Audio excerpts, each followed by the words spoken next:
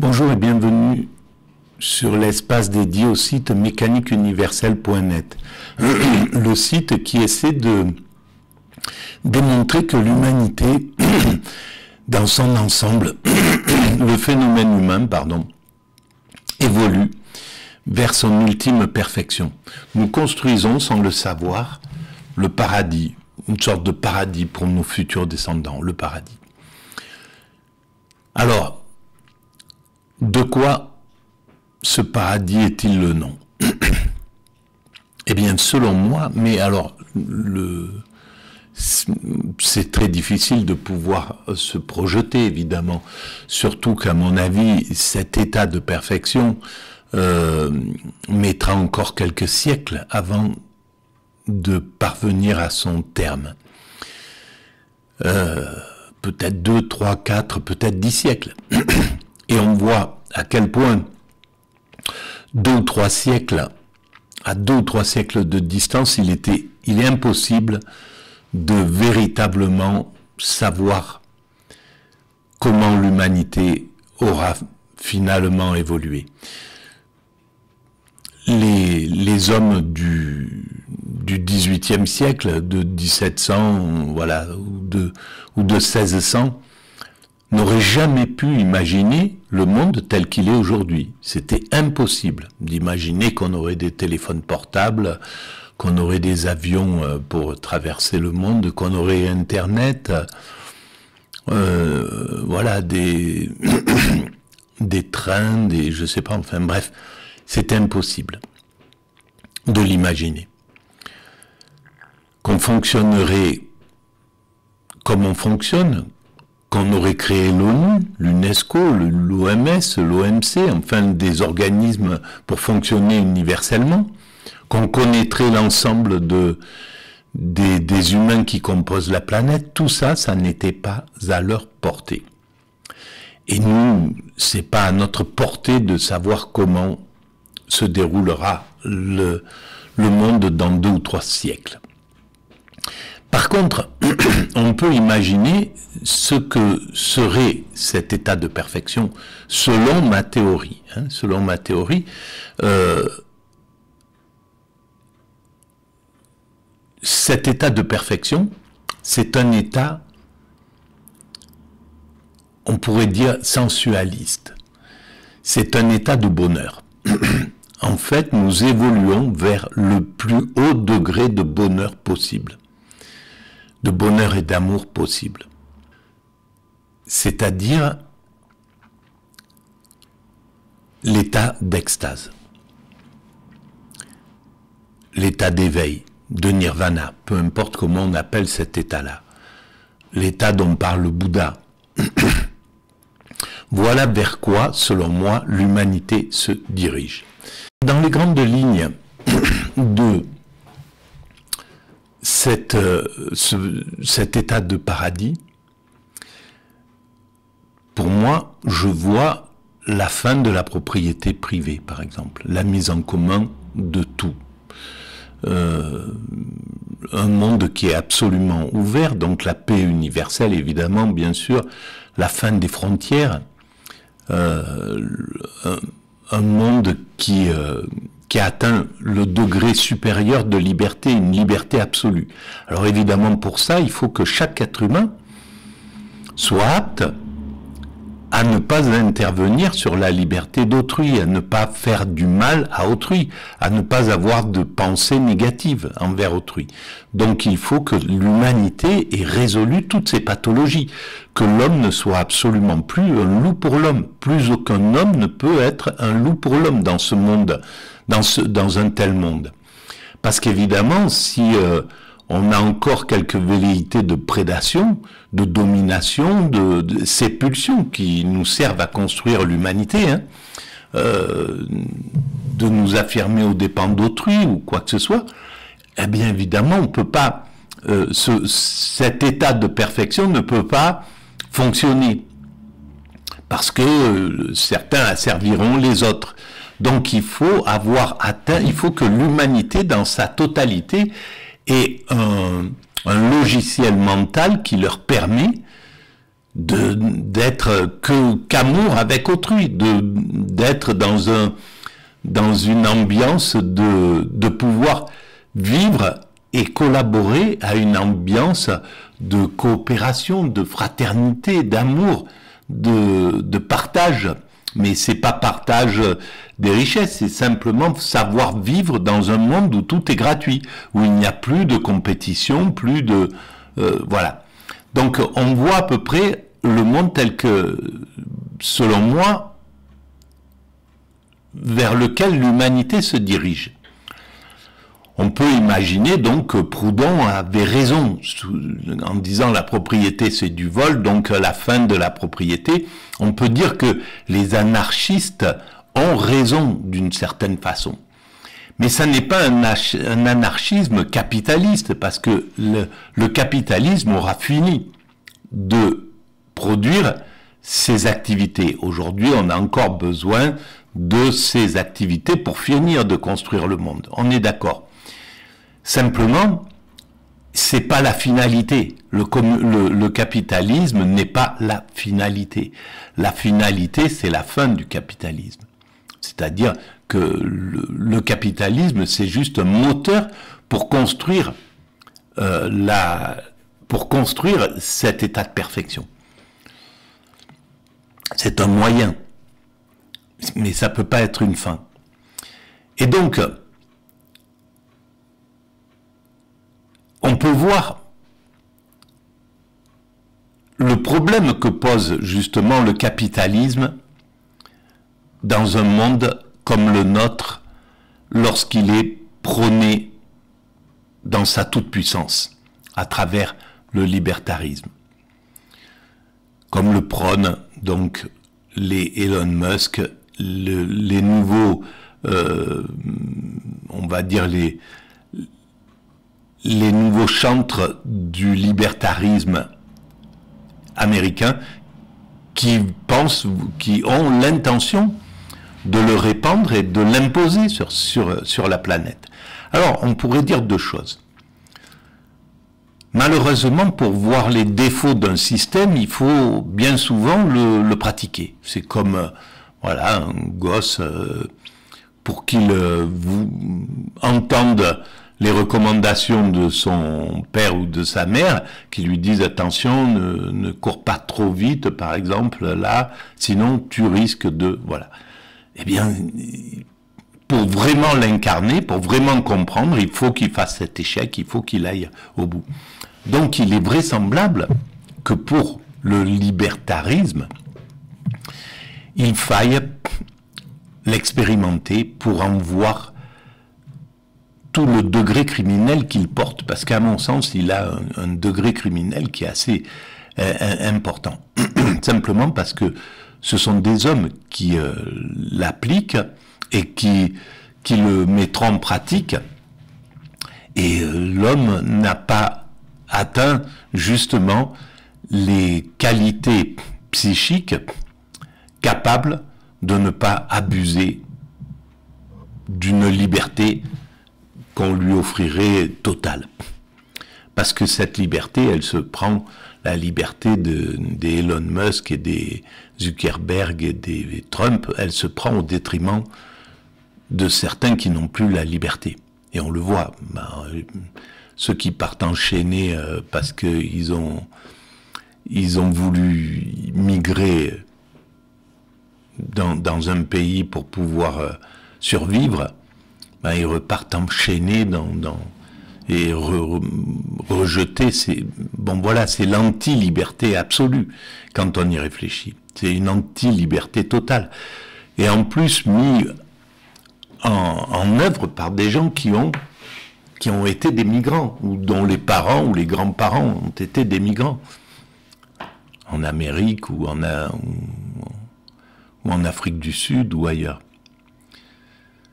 Donc on voit bien qu'il y a un problème psychologique, il y a un problème de dureté, il y a un problème de suffisance, de toute puissance. Et tant que ces états d'esprit perdureront, tant que ces pathologies existeront dans l'humanité, ça sera un danger inouï. de pouvoir d'imposer ce type de façon d'être, c'est-à-dire écarter l'État ou amener l'État à son strict minimal, à son strict minimum de force de l'ordre pour l'intérieur, de protection pour protéger les biens publics à l'intérieur et protéger le pays de l'extérieur. En fait, c'est ça, le libertarisme. L'État n'a plus que cette valeur, à peu près. Ce qui veut dire que dans l'état d'esprit de ces libertariens, ils pensent que les pathologies sont encore présentes. Donc il y a des voleurs, entre guillemets, pour pouvoir, puisqu'il faut une police pour défendre la propriété privée, une police intérieure pour défendre la propriété privée. Donc, pourquoi eux n'auraient pas cette mentalité de voleur? Pourquoi les grands propriétaires n'auraient pas cette mentalité d'abuseurs, en somme? Puisqu'ils pensent que dans ce monde qu'ils préconisent, il y a la liberté absolue, mais il y a malgré tout encore la possibilité du vol, la possibilité d'abuser autrui, de s'affirmer aux dépens d'autrui, ou de convoiter ce que l'autre a. Bon, ben, ça veut dire que un monde d'absolue liberté où les riches seraient absolument libres de faire ce qu'ils veulent, ben ils se comporteraient comme n'importe quel être humain, c'est-à-dire avec certains en étant honnêtes, d'autres en étant malhonnêtes, etc. Donc ça serait un danger d'avoir cette liberté avec la toute-puissance, avec la richesse, avec le pouvoir d'acheter autrui, de corrompre autrui, de faire, voilà, c'est pas vivable dans un monde avec un tel état d'esprit. Voilà. Alors, je voulais commencer un autre podcast consacré à le paléo-libertarisme de Murray Rothbard à Javier Milei. Voilà. Il a été produit le 25 novembre 2023, donc il y a déjà 2 ans. Et ça serait intéressant de voir l'émission, ça s'appelait À la source, et c'est une émission de France Culture. Je lance l'audio, je l'ai pas écouté, donc je découvre en même temps et je vais commenter. Voilà, et je vais essayer de critiquer, d'apporter mon esprit critique à cette idée. On y va. Ah mais c'est très court en fait, j'avais pas vu l'émission. 8h16 sur France Culture, l'heure de la source avec vous, Mathéo Caranta. Chaque semaine, vous remontez le fil d'un mot ou d'un concept qui marque l'actualité. Bon. Et aujourd'hui, en lien avec le sujet qui nous occupe ce matin, le paléo-libertarianisme. Le nouveau président argentin Javier Milei, s'échausse désormais presque de notoriété publique, a fait cloner son chien Conan à sa mort en 2017. C'est d'ailleurs pendant des séances de spiritisme avec celui qu'il considérait alors comme son meilleur ami que l'économiste a eu la révélation d'entrer en politique, révélation qui a changé sa vie et celle au moins pour les 4 années à venir de l'Argentine tout entière. Vous en parlez justement ce matin, Quentin, avec vos invités. Mais revenons à ces gros mastifs anglais clonés qui sont au nombre de 4 et qui portent les noms des économistes qui cadrent la pensée Milei. Robert, Lucas, Milton et Murray. Robert Lucas, pionnier de la nouvelle économie classique, prix Nobel d'économie, également Nobel Milton Friedman, héros de la lutte contre l'inflation. Et enfin, celui qui nous intéresse aujourd'hui, Murray Rothbard, théoricien relativement marginal et anonyme de l'anarcho-capitalisme. C'est lui qui est à l'origine des positions les plus sulfureuses du nouveau président argentin, comme la mise en vente libre d'âmes, d'organes et pourquoi pas d'enfants. Un paquet idéologique aux allures contradictoires. Non mais voilà, il y a quelque chose qui... ça paraît aberrant, mais c'est lié à ces nouveaux dirigeants qui sont fortement... qui penche fortement du côté du narcissisme, donc de l'enfance en fait, donc des idées brutale et basique d'un enfant de 5 ans, quoi. Je veux ça, c'est comme ça, c'est qui ne peut pas déterminer la complexité des choses. Imaginons un monde où on libère le commerce des organes dans un monde où des milliardaires peuvent acheter la moitié de la population humaine, avec l'état d'esprit qui est encore celui de l'humanité. Ça peut pas fonctionner. On est forcé à un certain moment de tomber dans la folie que le XXe siècle a connue dans son épisode la plus sombre. C'est-à-dire un état de toute puissance où celui qui est le fou qui est aux commandes peut faire ce qu'il veut. Et on voit bien que quand même un être à peu près sain se retrouve dans un état de toute puissance, il peut créer un principe génocidaire sans aucun problème, et même si il en a été lui-même victime. Donc, personne, il n'y a pas de saint dans cette humanité encore. S'ils existent, ils sont pas aux commandes, ils montent pas dans le chart des décideurs, des chefs d'État ou quoi que ce soit. Ils sont cachés dans une grotte ou dans une petite échoppe d'Afghanistan ou voilà, et c'est des soufis, c'est des bouddhas, mais ils font pas de politique.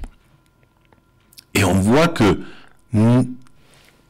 le désir génocidaire, il est aussi bien réparti il est réparti sur toute la planète.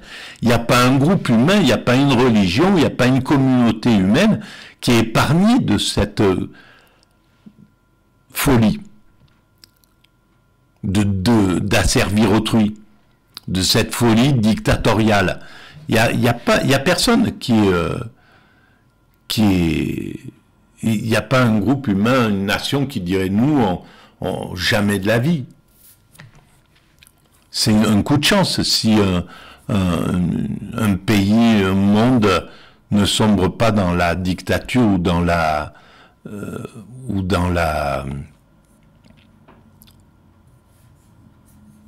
le génocide. Et donc,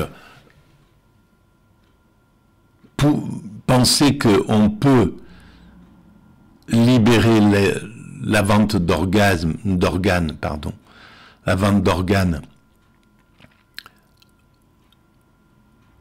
sur la planète,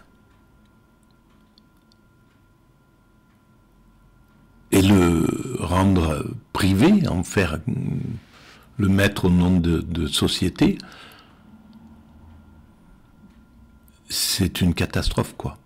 Parce que le système se permettrait, par exemple, alors évidemment on n'en est pas là, bien sûr, mais c'est des propositions qui montrent à quel point il y a de la puérilité derrière, il y a quelque chose qui mêle abolition de l'État, ultralibéralisme et traditionnalisme social et culturel, le paléo-libertarianisme. Murray Rothbard, c'est l'auteur à la source du paléo-libertarianisme. Prenons d'abord le visage libertarien du personnage. Nous sommes aux États-Unis dans les années 70. Murray Rothbard est ce qu'on appelle un anarcho-capitaliste. L'économiste est proche du parti libertarien et milite à travers ses ouvrages pour la disparition radicale de l'État, considéré comme la source de tous les problèmes, mais également, dans un premier temps, pour la liberté totale des mœurs. Un slogan libertarien résume bien l'esprit de l'époque. Je veux que les couples gays mariés puissent défendre leur plan de marijuana avec leurs fusils. Tout est dit, seule la propriété privée, expression d'un droit naturel primordial, doit régir les interactions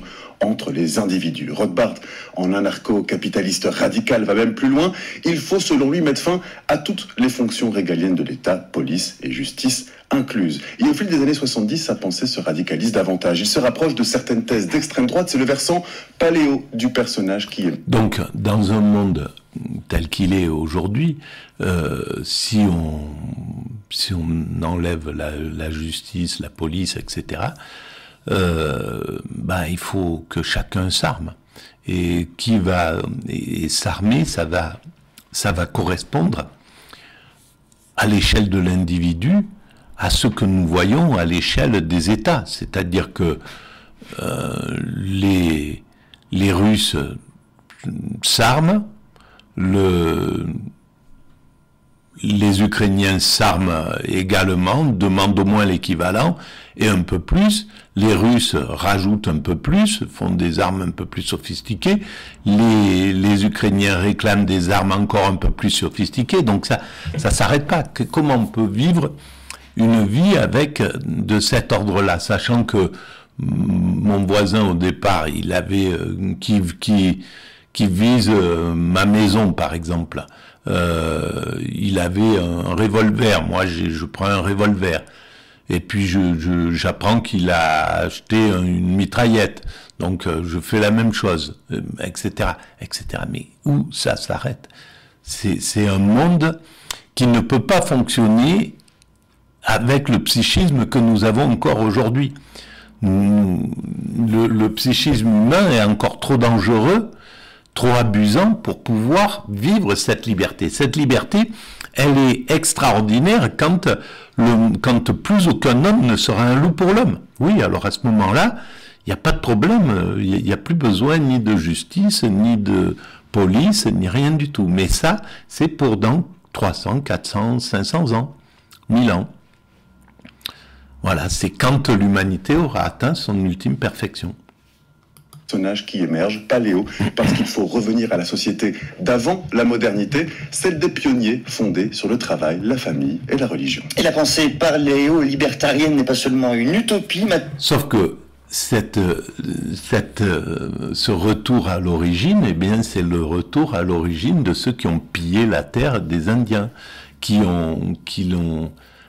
vivaient dans un système justement où la terre appartenait à tout le monde.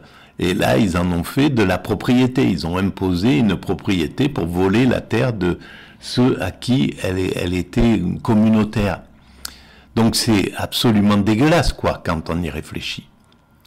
Parce qu'ils avaient déjà atteint un niveau où ils n'avaient pas besoin de propriété privée, ils pouvaient vivre ensemble. Alors évidemment, les groupes humains étaient plus épars, ils vivaient sur un autre rythme, mais ils avaient déjà atteint un niveau que nous n'avons pas encore atteint en réalité. Et donc cette liberté dont il parle, c'est la liberté des voleurs, tout simplement. L'utopie, Matteo, c'est aussi un outil idéologique de conquête du pouvoir. Pour Rothbard, le marché rend visibles les inégalités naturelles entre les races. De plus, il constate que si la bataille intellectuelle est importante pour répandre la pensée anarcho-capitaliste, celle-ci n'est pas suffisante pour la faire advenir. Il faut également, dit-il, gagner la bataille de l'hégémonie culturelle et sociale. C'est là, dans une société américaine qu'il considère profondément réactionnaire, qu'il entrevoit une articulation entre deux mouvements historiquement éloignés, les libertariens d'un côté et la droite tradie, la alt-right américaine de l'autre. Donc il y a même en somme un racisme sous-jacent, quoi. C'est-à-dire qu'il y a des races qui sont entre guillemets supérieures. Donc c'est un recul, mais c'est inouï qu'on ait laissé des pensées comme ça se développer et finalement se retrouver avec des gens qui en font l'apologie, comme Javier Milei. Mais ça paraît incroyable, quoi. C'est vraiment digne d'une pensée de 5 ans, quoi, hein, quand on y réfléchit. L'autre, dans un article paru en 92, René Rothbard théorise cette alliance d'un genre nouveau. Le titre est on ne peut plus limpide, populisme de droite, une stratégie pour le mouvement paléo. Le texte est éclairant et prophétise rétrospectivement des figures à venir comme Donald Trump, Jair Bolsonaro ou Javier Milei. Dans le texte, il oppose l'autorité de la famille et de l'entreprise contre celle de l'État, défend l'isolement international. Alors voilà, donc la famille. Là, il parle de la famille, ce qui veut dire que il y a plus de liberté réelle. Les enfants héritent de la fortune des parents, et donc ça se transmet. Il y a pas d'égalité, puisqu'il y a plus d'impôts, il y a plus rien. Celui qui est déjà riche, il a de compte à rendre à personne. C'est invivable. La suppression de l'école publique ou la lutte contre l'avortement, le tout teinté d'un accent messianique, la conviction de pouvoir sauver la société du mal qui la ronge. Une sorte de prêt-à-penser idéal pour un Javier Milei qui se compare régulièrement à Moïse, guidant le peuple juif dans le désert égyptien. Avec la rencontre de son chien Conan, la lecture de Murray Rothbard en 2013 a été l'autre bascule dans la vie de Javier Milei, le président argentin qui a prospéré sur les mouvements anti-vax pendant la pandémie et le climato-scepticisme, a ajouté des accents complotisme à ce pacte paléo-libertarien. Une évolution cohérente avec l'esprit de ce nouveau populisme de droite, qualifié récemment par le sociologue argentin Ariel Goldstein de fascisme religieux de marché, rassembler tout et son contraire pour accéder au pouvoir de toutes les manières possibles. Voilà, bon, on peut voir que malheureusement ce système fonctionne. Il arrive au pouvoir, ce système-là. Donc il y a quelque chose derrière cette énergie basique, ce narcissisme primaire, cette capacité à dire des choses simplistes et qui résonnent à tout le monde et qui font, voilà, en utilisant quelques artifices et quelques morale qui sonne comme de la morale dans l'esprit des gens, eh bien ça fonctionne avec voilà, un peu de folie, un peu de un art de savoir vendre ses produits, se vendre soi-même, donc un art de camelot. Ben, on est rentré dans un monde comme celui-ci. Alors, comment sortir de ce monde? Eh bien, ça va être la seconde partie. Tiens, on va y réfléchir à ça. Voilà. Je vous remercie en tout cas de votre écoute et je vous dis à très bientôt. Merci.